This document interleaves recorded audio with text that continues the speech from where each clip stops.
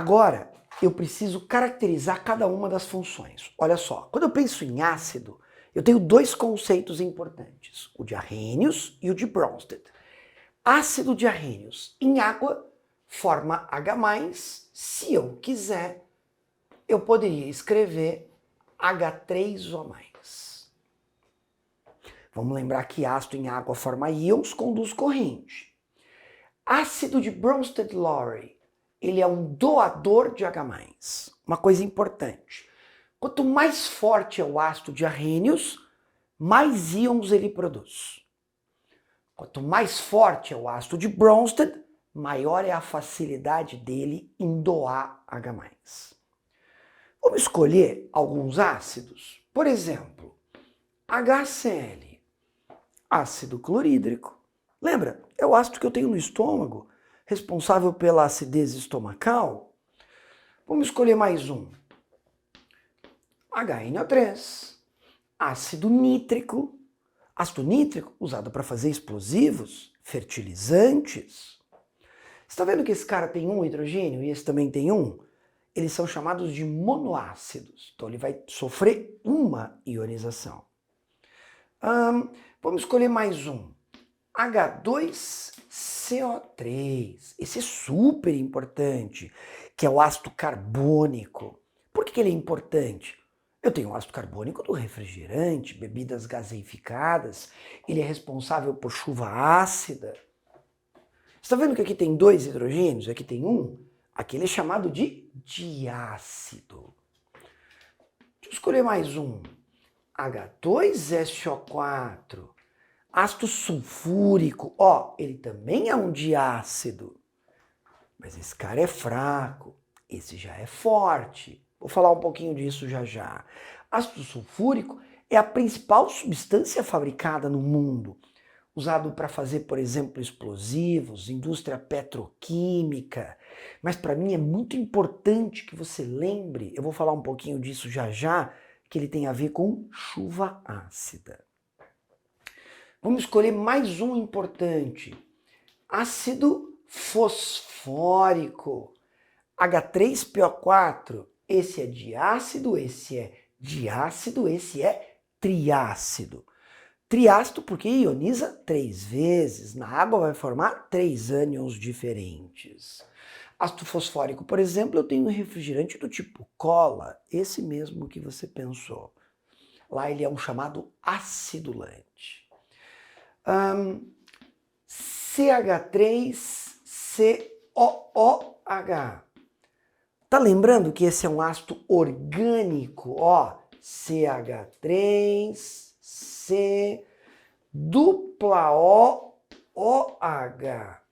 Isso chama carboxila, esse ácido é carboxílico, esse ácido chama acético, etanóico. Lembra? É o ácido que eu tenho no vinagre. Então, o vinagre é um produto que a gente tem em casa, que você usa lá para temperar a salada. Vinagre é ácido acético misturado com água. Ácido orgânico, todos são fracos. O hidrogênio que ioniza é o da carboxila, só tem um monoácido. Vou escolher mais um. HCN, ácido cianídrico. Esse cara é super tóxico, lembra? Ele é volátil, é o gás da câmara de gás. E para a gente fechar, H2S, ácido sulfídrico, extremamente volátil, tem um cheiro forte de ovo podre. Esses são os principais. O que eu preciso muito que você lembre? Eu preciso muito. Isso vai ser muito importante para você, principalmente na hora de calcular pH. Se o ácido é fraco, se o ácido é forte. Aí tem um alfa, lembra? Chama grau de ionização. Quando é fraco, esse alfa ele é menor ou igual a 5%. Quando ele é forte, a gente vai sempre adotar o alfa como 100%. Então vamos lá, vamos escolher ácidos fortes importantes. HCl. HNO3, H2SO4. Esses três você não pode esquecer. Agora vamos pensar em quem é fraco. Importante. O ácido acético. Importante. HCN. Importante. Veja que não tem nada a ver toxicidade com força. Vamos escolher mais um. H2CO3. E para fechar, o H2S. Esses são importantes. Maravilha? O que eu vou fazer agora?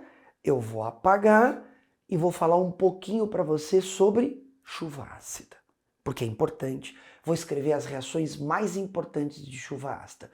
Vou caracterizar os 3 tipos e as principais reações. Vamos lá. Eu tenho 3 tipos de chuva ácida importantes. Primeiro, com ácido carbônico. Eu preciso dessa reação. CO2 mais água, H2CO3. Não pode esquecer. Esse H2CO3, ele vai ionizar, vai virar H+, HCO3-. O que eu preciso que você saiba? Que o CO2 da atmosfera possui caráter ácido. Então, olho no sassá. Antes da Revolução Industrial, antes do ser humano queimar carvão, queimar derivados de petróleo, a chuva já era ácida por causa do CO2. É o que eu preciso.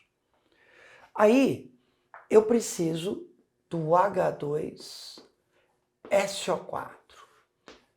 Agora eu tenho a interferência humana, queimando carvão, queimando derivados de petróleo.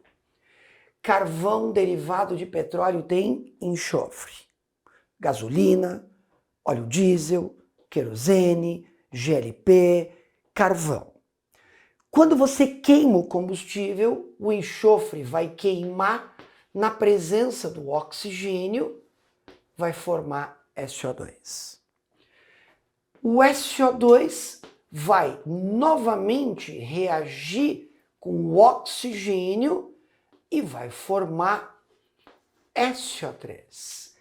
Esses óxidos de enxofre têm caráter ácido. Eles são, então, formadores de chuva ácida. No caso, o mais importante, o H2SO4. O que eu preciso que você entenda aqui? Para eu ter esse tipo de chuva ácida, eu estou queimando um combustível que tem enxofre. Agora pensa, etanol, biodiesel tem origem vegetal. Então essas matrizes energéticas são menos poluentes porque não impactam a atmosfera com isso. Maravilha? Perfeito. Preciso de mais uma coisa de você. HNO3. Ácido nítrico. Ele também é causador de chuva ácida. Como é que funciona? No motor do carro, a temperatura é alta. Então, o nitrogênio e o oxigênio do ar reagem e formam NO.